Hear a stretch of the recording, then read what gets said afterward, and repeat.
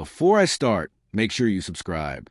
Stories like this matter, and some of you will see yourselves in this one. I turned 37 the night it finally hit me. I had become invisible inside my own marriage. There wasn't a big argument.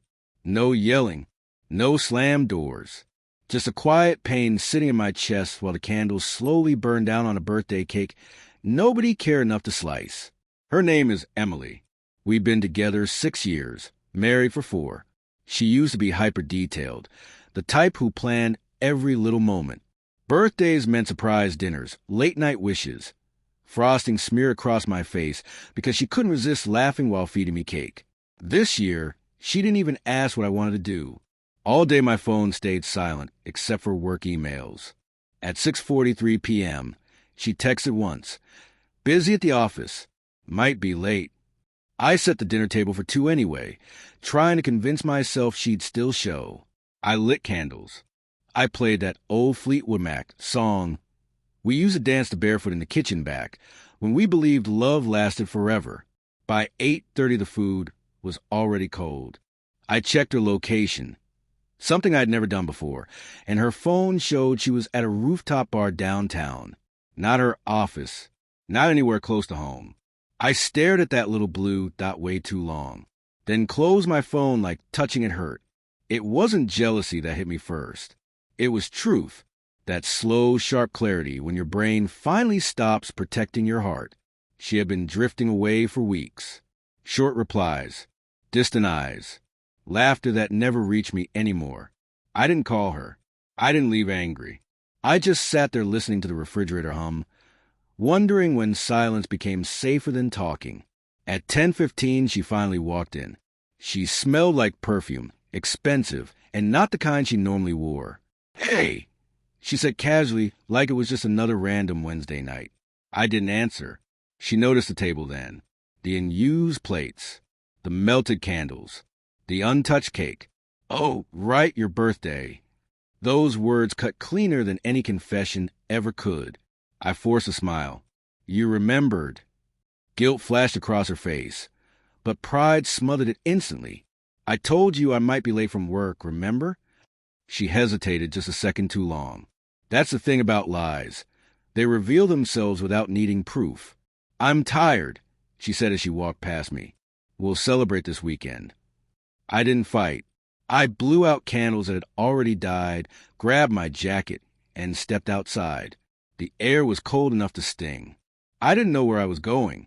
I just needed distance. I walked past our favorite Italian restaurant, where we shared our first bottle of wine, our first inside joke, our first promise of forever. I saw couples inside laughing, faces glowing with warmth I once thought we would keep forever. My phone buzzed. A friend texted.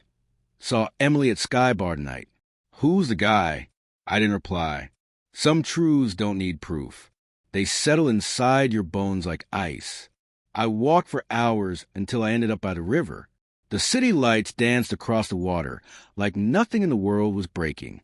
And for the first time, I didn't feel angry. I felt finished. When I got home near midnight, she was either asleep or pretending. Her makeup was gone, but the faint scent of another man's cologne still clung to her skin. I stood there staring at the woman I used to love. Then I quietly packed a small bag, wallet, keys, one photo, the one where we actually looked real and happy. I left it on her nightstand with a note that simply said, "You didn't just forget my birthday. You forgot me." I set my house key on top and walked out, closing the door on 6 years of life that no longer felt like mine. Outside, it was still cold, but I could breathe again. The next morning, I woke up in a cheap motel 3 miles away.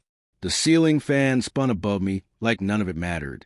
And instead of regret, I felt calm, like my heart finally stopped fighting a battle it had already lost. 15 missed calls. 9 unread messages. All from her.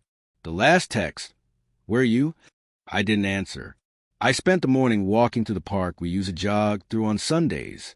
Everything looked the same, but I wasn't. I was finally choosing peace over forcing something dead to keep breathing. By noon, she showed up at the motel. I never told her where I was. She must have tracked me somehow. Her eyes were swollen red. Hair pulled up like she never slept. Luke, please, can we talk? I stepped aside silently. She walked in and looked around, maybe searching for signs of someone else. But there weren't any, just a half-finished coffee and the heavy quiet between us. I messed up, she finally said. It's not what you think. I almost laughed. That sentence has been rehearsed by a million guilty people. Then tell me what it was. She hesitated. He's just a friend. We went for drinks. That's it. I didn't mean to hurt you. I nodded. You didn't mean to hurt me. You just didn't care if you did. Her lips shook, but she said nothing. I watched guilt and pride fighting each other inside her. I waited for you. I said, you could have just told me you didn't want to come home. I would have understood. But you lied, and that's the part one can't come back from. She sat at the edge of the bed, covering her face. I thought you'd be fine. I thought you didn't care anymore. That isn't the same as not caring. She finally looked at me, tears cutting through her makeup. I've been lost, Luke. Everything feels heavy. I didn't mean for this to happen. But I'd heard versions of that too many times. I spent too many nights hoping she'd change. I think you're only sorry I left, I said. Not sorry for what you did. Her silence confirmed it. After a moment, she stood. So that's it. I nodded. That's it. She walked to the door, paused as if searching for one last line that might fix this, but all she said was, Happy birthday. Luke. The door closed softly, but it felt like a prison gate locking. That night I packed again, not with pain, with clarity. I drove to my brother's city, got a small room, and went back to work. Day by day, the weight lifted. Silence stopped hurting and started feeling like peace. Weeks went by. She texted a few times, then nothing. One afternoon, a friend sent a photo. Emily sitting alone at that same rooftop bar. She looked smaller, lonely. Maybe she finally learned that indifference always costs something. I didn't feel revenge, just closure. That night, I bought myself a small cake. No candles, no empty chair across from me. I sat by the window, watching streetlights flicker, and whispered to myself, here's to starting over. It wasn't a celebration. It was a vow to never stay. Somewhere, I had to beg to be seen. And somewhere out there, maybe Emily remembers that night too. Not because it was my birthday, but because it was the day she lost a man who once would have given her everything. The truth is, I didn't walk away out of hate. I walked away because love doesn't always end in explosions.